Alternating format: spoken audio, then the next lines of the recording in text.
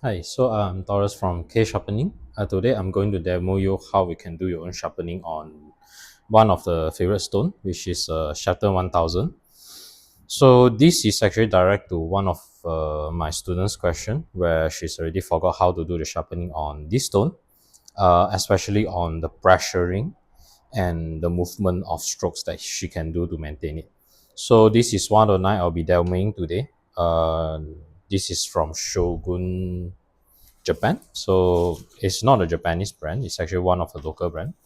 So just for context, this consider a knife that's probably been used for a while. So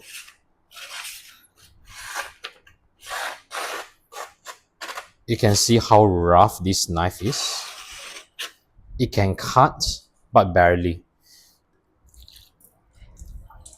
So let's put some water on the stone. So as always, the first thing to sharpening is to understand the angle of sharpening. So my advice is that you can use coin stacking. Of course, you can use one of the method that I teach in the past, that using your phone to understand the angle of the knife. Just place it on top, open one of the app and try to adjust it and find the 15 degree. But of course, one of the best way to identify is always using the flushing method. Is trying to feel the knife, lift it up until you don't feel the gap between the knife and the stone anymore. And that's the angle of degree that you are going to look for. It can be 15, it can be 12, it can be 17. It really depends on who sharpened your knife before. Also the brand of the knife. Sometimes the factory angle can go beyond that. Then now, when you do the sharpening, the first one that I always teach is the honing method, which performs exactly like what you do on the honing steel. Single movement, trying to hold your knife like what I do when the knife is away, while my thumb is pressing on the spine, my index finger pressing on the heel, place at the bottom of the stone. A few fingers you can claw grip, you can push grip, depends on the size of the knife. In this case, I'm using a claw grip and slowly push it across.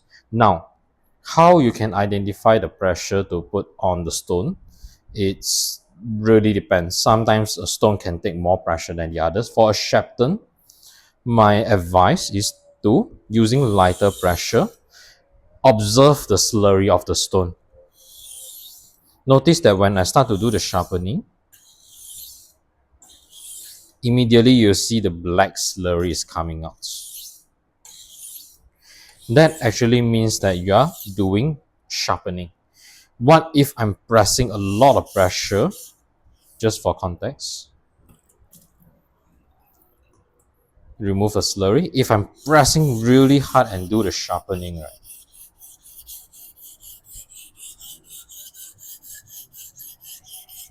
you can see the slurry is coming out a lot.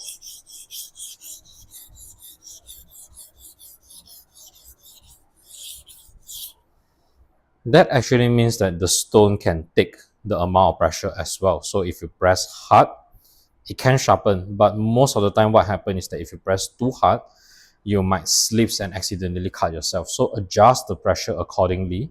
Find something that's comfortable. For me, I usually will just try to go light. That's easier to control.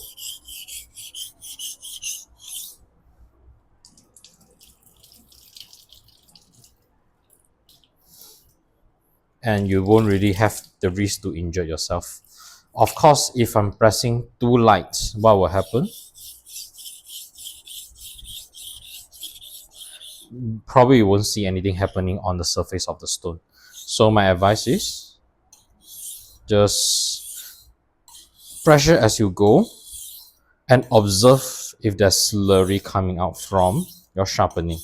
As long as there's slurry, it means that there's something happening. In some cases, some stones don't really take pressure well. You'll notice that when you press a lot, it slips. Okay? So if you really want to know exactly how much pressure I'm putting, that's another way that I can do it. Is actually using a weighting scale. So if maybe I should turn the screen around and I'm putting the stone on top.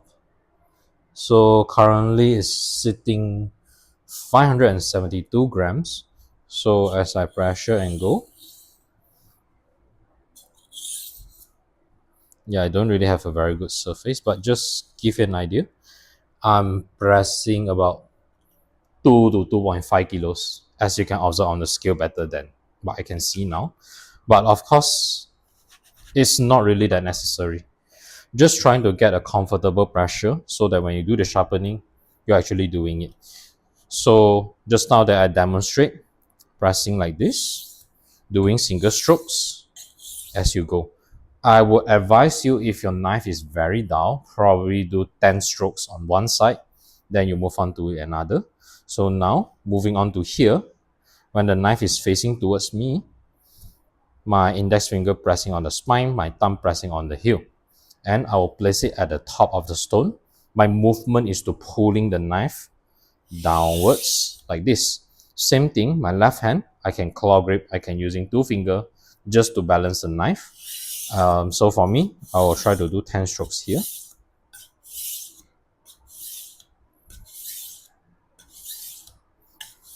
So immediately you can see the slurry is coming out. Try to always check the burr on the knife. It's not very clean yet. I'll do another 2 strokes. And now I can flip it over and continue to do another 5 strokes. Slowly moving down another 5 strokes on another side. And I will do this continuously until I got 4 strokes, 3 strokes, 2 strokes, and 1 strokes. For the last 1 strokes, I will do a few more times just to clean out the burr further.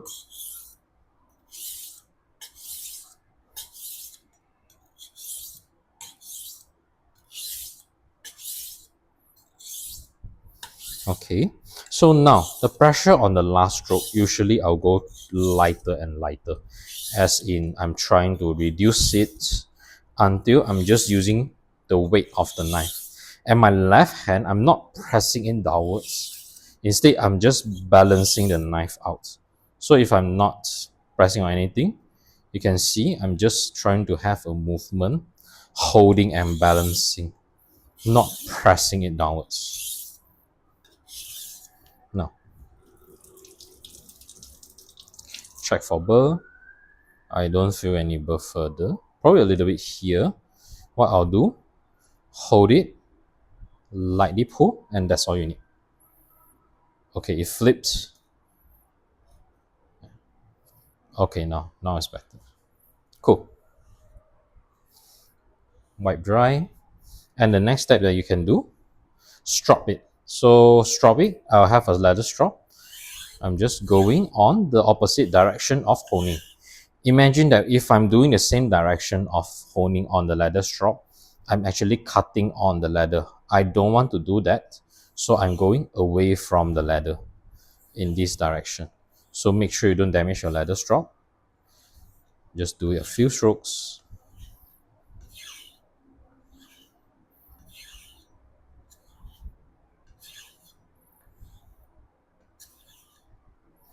Cool. And now, same piece of paper.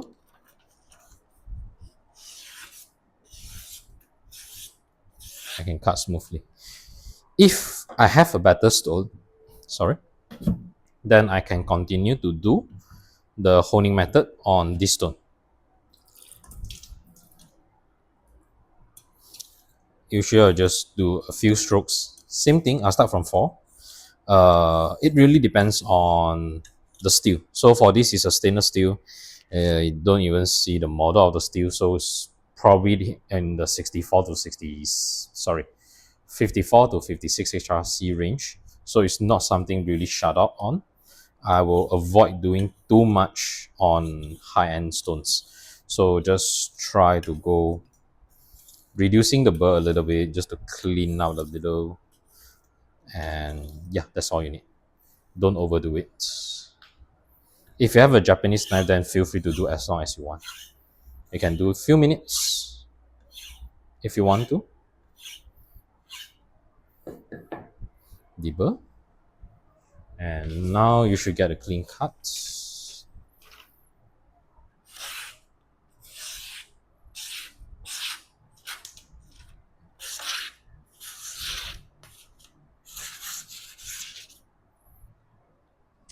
And that's all you need.